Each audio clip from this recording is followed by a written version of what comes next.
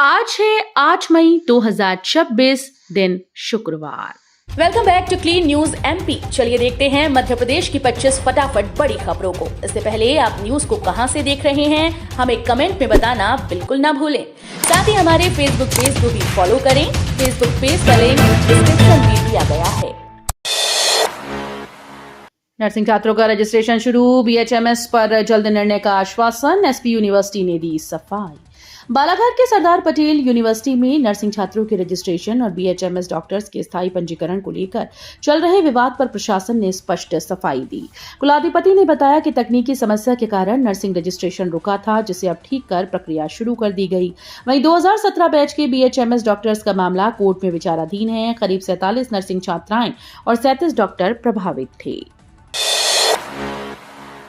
अब हिंदी में बनेंगे इंजीनियर। इस सरकारी कॉलेज में हिंदी में होगी बीटेक सिविल की पढ़ाई। मध्य प्रदेश के विदिशा स्थित सम्राट अशोक टेक्नोलॉजी इंस्टीट्यूट में एक ऐतिहासिक पहल होने जा रही है। शैक्षणिक सत्र 2026-27 से बीटेक सिविल इंजीनियरिंग की पढ़ाई हिंदी माध्यम में शुरू होगी। नई शिक्षा नीति 2020 के तहत यह कदम उठाया गया। एसआईसीटी के सहयोग से तकनीकी किताबों का अनुवाद किया गया। छात्रों को कठिन शब्द हिंदी और अंग्रेजी दोनों में समझाए जाएंगे। ग्रामीण छात्रों को बड़ा फायदा मिलेगा, जो अंग्रेजी के कारण पीछे रह जाते थे। सतना मेडिकल कॉलेज में पानी और लिफ्ट संकट, डॉक्टर छात्रों का कलेक्ट्रेट तक प्रदर्शन। सतना के शासकीय मेडिकल कॉलेज में बुनियादी सुविधाओं की भारी कमी को लेकर डॉक्टर्स और छात्रों का आक्रोश बढ़ गया। पानी की गंभीर किल्लत और 30 में से 28 लिफ्ट बंद होने से हालात बिगड़ गए। 3 दिनों में दूसरी बार प्रदर्शन करते हुए डॉक्टर और छात्र पहले कॉलेज परिसर में नारेबाजी करते हुए कलेक्ट्रेट पहुंचे।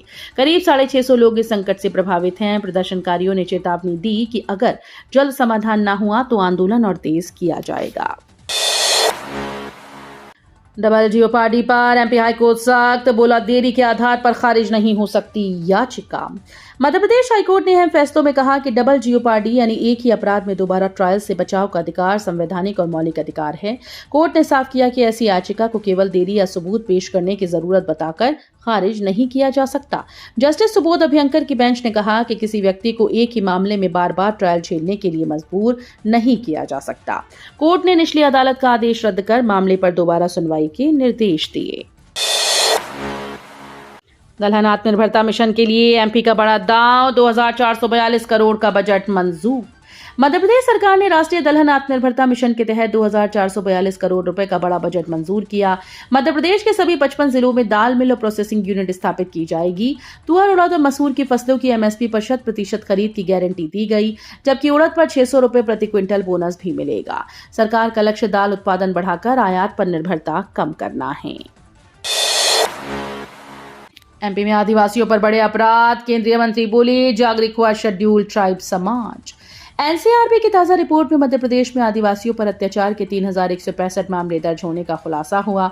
इस आंकड़े के साथ राज्य देश में पहले स्थान पर पहुंच गया। हालांकि केंद्रीय जनजातीय मामलों के मंत्री ज्वाल ओरम ने इसे बढ़ते अपराध नहीं बल्कि आदिवासी समाज की बढ़ती जागरूकता बताया।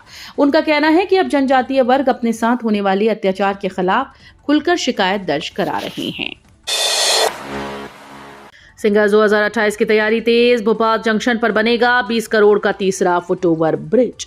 उज्जैन सिंगर्स 2028 को लेकर रेलवे ने तैयारियां तेज कर दी हैं। करोड़ों श्रद्धालुओं की संभावित भीड़ को देखते हुए भोपाल जंक्शन पर यात्री सुविधाओं का विस्तार किया जाएगा। रेलवे स्टेशन पर करीब 20 करोड़ रुपए की लागत से तीसरा फुटओवर ब्रिज बनाया जाएगा। ये ब्रिज बीना छोर की ओर तैयार होगा, जिसकी लंबाई 156 मीटर और चौड़ाई 6 मीटर होगी।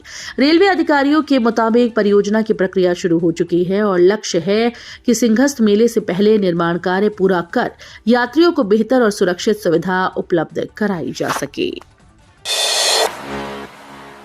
एनसीआरबी रिपोर्ट में बड़ा खुलासा, एमपी में बुजुर्ग और आदिवासी सबसे ज्यादा असुरक्षित। एनसीआरबी की 2024 रिपोर्ट में मध्य प्रदेश को लेकर एक बड़ा चौंकाने वाला खुलासा हुआ। बच्चों के खिलाफ अपराध में राज्य तीसरे स्थान पर पहुंच गया, जो राहत की बात है। लेकिन बुजुर्गों और आदिवासियों पर अत्याचार के मामले में मध्य प्रदेश देश में सबसे ऊपर है। महिलाओं के खिलाफ अपराध, दहेज हत्या और शेल्टर होम में यौन शोषण के मामलों में भी राज्य की स्थिति चिंताजनक बनी हुई है। वहीं इंदौर में कुल अपराधों में 28% की कमी दर्ज की गई। रिपोर्ट ने कानून व्यवस्था और सुरक्षा व्यवस्था पर कई सवाल खड़े करे हैं। कान्हा में बाघिन और 4 शावकों की मौत का खुलासा, संक्रमित कुत्तों से जंगल पहुंचा जानलेवा वायरस। कान्हा टाइगर रिजर्व में बाघिन और उसके 4 शावकों की मौत के पीछे बड़ा खुलासा हुआ। जांच में K9 डिस्टेंपर वायरस यानी CDV संक्रमण की पुष्टि हुई। वन विभाग के मुताबिक ये वायरस गांव के संक्रमित कुत्तों के जरिए जंगल तक पहुंच गया। पोस्टमार्टम में शावकों के पेट खाली मिले, जिससे भूख और निमोनिया से मौत की बात सामने आई। घटना के बाद कान्हा में हाई अलर्ट जारी है। आसपास के गांव में कुत्तों का वैक्सीनेशन, जंगल में सघन निगरानी और पर्यटक वाहनों के लिए सख्त नियम लागू कर दिए गए। किसानों के मुद्दे पर एमपी में सियासी संग्राम, सीएम मोहन यादव का कांग्रेस पर पलटवार। मध्य प्रदेश में किसानों की समस्याओं को लेकर कांग्रेस ने एबी रोड पर बड़ा चक्का जाम किया। धार से मुरैना तक 11 जिलों के 747 किलोमीटर क्षेत्र में कांग्रेस नेताओं ने प्रदर्शन कर सरकार पर किसानों की अनदेखी का आरोप लगाया। पीसीसी चीफ जीतू पटवारी ने कहा कि किसान गेहूं बेचने के लिए परेशान हैं और सरकार एमएसपी का वादा पूरा नहीं कर रही। वहीं मुख्यमंत्री डॉक्टर मोहन यादव ने कांग्रेस पर पलटवार करते हुए कहा कि कांग्रेस को किसानों के साथ किए गए पुराने अन्याय के लिए माफी मांगनी चाहिए। फर्जी बीपीएल कार्ड धारियों पर बड़ी कार्रवाई, 1.5 लाख परिवारों के कार्ड होंगे निरस्त। शहर में फर्जी तरीके से बीपीएल कार्ड बनवाकर सरकारी योजनाओं का लाभ लेने वालों पर अब बड़ी कार्रवाई होने जा रही है। जनगणना अभियान और मकान सर्वे के दौरान ऐसे 1.5 लाख परिवारों की पहचान की जा रही है, जो पक्के और अच्छे मकानों में रहने के बावजूद गरीबी रेखा सूची में शामिल हैं। प्रशासन के मुताबिक जांच के बाद इन परिवारों को सुनवाई का मौका दिया जाएगा। संतोषजनक जवाब न मिलने पर उनके बीपीएल कार्ड निरस्त कर दिए जाएंगे। अधिकारियों का कहना है कि फर्जी कार्डधारियों की वजह से असली जरूरतमंद लोग योजनाओं के लाभ से वंचित हो रहे हैं। अपराधियों की अब खैर नहीं, एमपी पुलिस बना रही हर क्रिमिनल की digital profile. Madhya Pradesh police अब अपराधियों पर शिकंजा कराने के लिए हाईटेक टेक्नोलॉजी का सहारा ले रही है। एनसीआरबी के एमसीयू प्रोजेक्ट के तहत गिरफ्तार अपराधियों की डिजिटल क्राइम प्रोफाइल तैयार की जा रही है। इसमें fingerprint, iris scan, DNA profile, face recognition और 12 एंगल से फोटो तक शामिल होंगे। प्रदेश में अब तक 7500 से ज्यादा अपराधियों का डेटा तैयार किया जा चुका है। ये सिस्टम सीबीआई, एनआईए और साइबर एजेंसी से भी जुड़ा होगा, जिससे अपराधियों की पहचान और ट्रैकिंग अब पहले से ज्यादा तेज और आसान होगी। उज्जैन में एयरपोर्ट निर्माण को मिली रफ्तार, साल के अंत तक शुरू होगा काम। उज्जैन में एयरपोर्ट निर्माण परियोजना अब तेजी पकड़ चुकी है। देवास रोड स्थित दताना हवाई पट्टी को आधुनिक एयरपोर्ट के रूप में विकसित किया जाएगा। भोपाल में हुई उच्च स्तरीय बैठक में तय किया गया कि अगले 6 महीनों में भू अर्जन की प्रक्रिया पूरी कर जमीन एयरपोर्ट अथॉरिटी ऑफ इंडिया को सौंप दी जाएगी। इसके बाद नवंबर-दिसंबर तक निर्माण कार्य शुरू होने की संभावना है। मुख्यमंत्री मोहन यादव की प्राथमिकता वाली इस परियोजना से सिंघस 2028 और पर्यटन विकास को बड़ी मजबूती मिलने की उम्मीद है। एमपी के 11 जिलों में बारिश का अलर्ट, मौसम विभाग ने दी भीषण गर्मी की चेतावनी। मध्य प्रदेश में मौसम लगातार करवट बदल रहा है। एक ओर प्रदेश के 11 जिलों में गरज चमक और तेज हवाओं के साथ बारिश का अलर्ट जारी है, तो दूसरी तरफ मौसम विभाग ने आने वाले दिनों में भीषण गर्मी की चेतावनी दी। भोपाल स्थित मौसम विभाग के अनुसार 9 और 10 मई से राजस्थान की तरफ से गर्म हवाएं प्रदेश में असर दिखाएंगी। भोपाल, इंदौर, उज्जैन समेत कई बड़े शहरों में तापमान 43 डिग्री के पार जा सकता है। 21 नदियों का पवित्र जल लेकर एमपी से पहली सोमनाथ स्वाभिमान यात्रा रवाना। मध्य प्रदेश से पहली बार निकली सोमनाथ स्वाभिमान यात्रा को मुख्यमंत्री मोहन यादव ने रानी कमलापति रेलवे स्टेशन से हरी झंडी दिखाकर रवाना किया। इस विशेष यात्रा में प्रदेश भर के 1100 श्रद्धालु शामिल हुए, जो 21 नदियों का पवित्र जल कलश में लेकर सोमनाथ मंदिर के लिए रवाना हुए। इस जल से भगवान सोमनाथ का अभिषेक किया जाएगा। यात्रा के दौरान श्रद्धालु सांस्कृतिक कार्यक्रमों, दर्शन और धार्मिक अनुष्ठान में भाग लेंगे।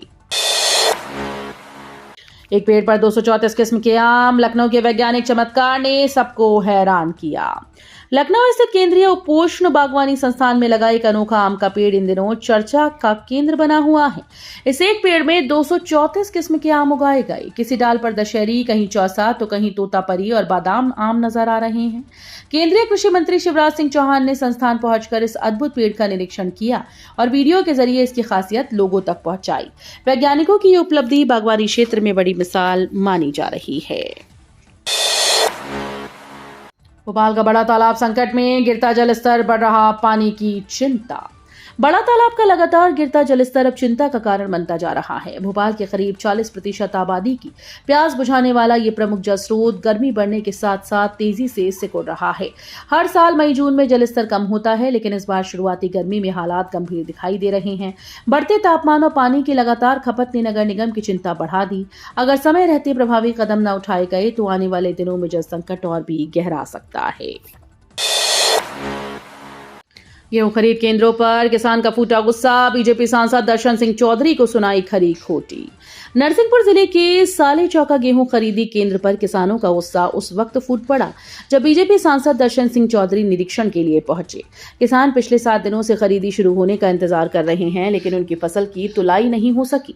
नाराज किसानों ने सांसद को जमकर खरी खोटी सुनाई और कहा कि अगर समस्या हल नहीं कर सकते तो यहां से चले जाएं। समर्थकों के हस्तक्षेप के बाद माहौल और गर्मा गया। जिले में गेहूं खरीदी के लिए 67 केंद्र बनाए गए, लेकिन व्यवस्थाओं पर सवाल उठ रहे हैं। शिवपुरी में एमएसपी खरीदी व्यवस्था फेल, 9 दिन से तुलाई बंद, वेयर हाउस के बाहर डटे किसान। मध्य प्रदेश में गेहूं खरीदी को लेकर सरकार लगातार व्यवस्थाएं सुधारने के दावे कर रही है, लेकिन शिवपुरी के बदरवास स्थित बांके बिहारी वेयर हाउस में हालात बदहाल हैं। यहां पिछले 9 दिनों से किसानों की फसल की तुलाई नहीं हो रही। भूखे प्यासे किसान वेयर हाउस के बाहर अपनी उपज लेकर बैठे हुए हैं। किसानों का आरोप है कि खरीदी केंद्र पर अव्यवस्था और व्यापारियों की भीड़ के कारण प्रक्रिया ठप हो गई है। प्रशासनिक निर्देशों के बावजूद किसानों को राहत नहीं मिल रही। धार में सीएस अनुपम राजन का निरीक्षण, उपार्जन केंद्रों और जल जीवन मिशन कार्यों की समीक्षा। धार जिले में इंदौर संभाग के प्रभारी अपर मुख्य सचिव अनुपम राजन ने उपार्जन केंद्रों और जल जीवन मिशन के कार्यों का निरीक्षण किया।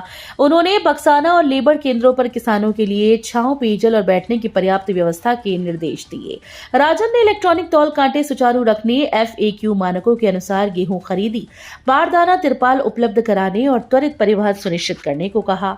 उन्होंने ग्रामीणों से संवाद कर पेयजल गुणवत्ता ली और हर घर तक शुद्ध जल पहुंचाने को शासन की प्राथमिकता बताया।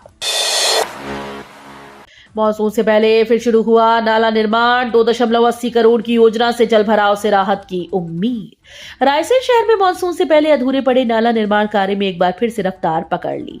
सागर रोड स्थित राधा प्रिंटिंग प्रेस से लेकर सांची विधायक कार्यालय तक JCB से पक्कीकरण और निर्माण कार्य शुरू किया गया। करीब 2.80 करोड़ रुपए की लागत से गोपालपुर से पठारी जेल तक ये नाला बनाया जा रहा है।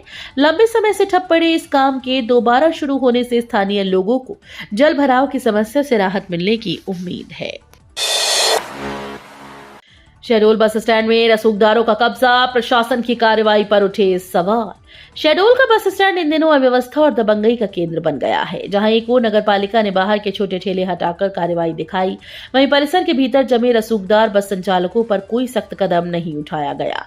आरोप है कि नफीस कंपनी की बसेस निर्धारित बेतरतीब ढंग से घंटों तक खड़ी रहती हैं, जिससे अन्य ऑपरेटर्स और यात्रियों को परेशानी होती है। लगातार जाम और हादसों के बावजूद प्रशासन की चुप्पी पर सवाल उठ रहे हैं। इंदौर में ट्रैफिक नियम तोड़ने पर 1305 चालान, हेलमेट और गलत पार्किंग पर सबसे ज्यादा कार्रवाई। इंदौर में ट्रैफिक पुलिस ने नियम उल्लंघन पर सख्त कार्रवाई करते हुए 1305 चालान बनाए। इनमें बिना हेलमेट के 626, गलत नंबर प्लेट के 181, रॉन्ग पार्किंग के 237, मोबाइल पर बात करते 31 और वन वे उल्लंघन के 81 मामले शामिल हैं। शहर के अलग अलग जोन में पुलिस टीम ने व्यस्त बाजारों और मुख्य मार्गों पर अभियान चलाया। बड़ा गणपति, विजयनगर, पलासी और सर्राफा बाजार जैसे इलाकों में कार्रवाई की गई। दुबई कनाडा में बसे भारतीय, MP में चलाएंगे गौशालाएं, सोलर, CNG और टूरिज्म से होगी कमाई। मध्य प्रदेश में अब गौशालाओं को आत्मनिर्भर बनाने की बड़ी पहल शुरू हुई है। दुबई, कनाडा और अन्य देशों में बसे भारतीय और NRI अब प्रदेश में गौशालाएं संचालित करेंगे। 100 से 500 एकड़ जमीन पर PPP मॉडल के तहत स्वावलंबी गौशालाएं बनाई जाएंगी। इनमें सोलर एनर्जी, गोबर गैस से CNG, जैविक खाद और वेलनेस सेंटर की सुविधा होगी। पर्यटकों के लिए होम स्टे और वाटर स्पोर्ट भी विकसित किए जाएंगे। सरकार प्रति गाय 40 रुपए सहायता देगी और करीब 500 परिवारों को रोजगार मिलने का दावा किया गया है। MP कराटे स्टेट चैंपियनशिप में उज्जैन का दम, अंडर 19 खिलाड़ियों ने जीते 11 पदक। इंदौर में आयोजित 3 दिवसीय Madhya Pradesh karate state championship में उज्जैन के खिलाड़ियों ने शानदार प्रदर्शन किया। 18 जिलों की 450 से ज्यादा खिलाड़ियों के बीच उज्जैन की 21 सदस्यीय टीम ने 11 पदक जीतकर जिले का नाम रोशन किया। प्रतियोगिता में खिलाड़ियों ने अलग अलग वर्गों में रजत और कांस्य पदक हासिल किए। कोच पूर्वा झाला ने खिलाड़ियों की मेहनत और लगातार प्रैक्टिस को सफलता का श्रेय दिया। तो ये थी आज की 25 फटाफट बड़ी खबरें। अगर आपको न्यूज पसंद आई हो तो वीडियो को लाइक और शेयर जरूर करें। धन्यवाद।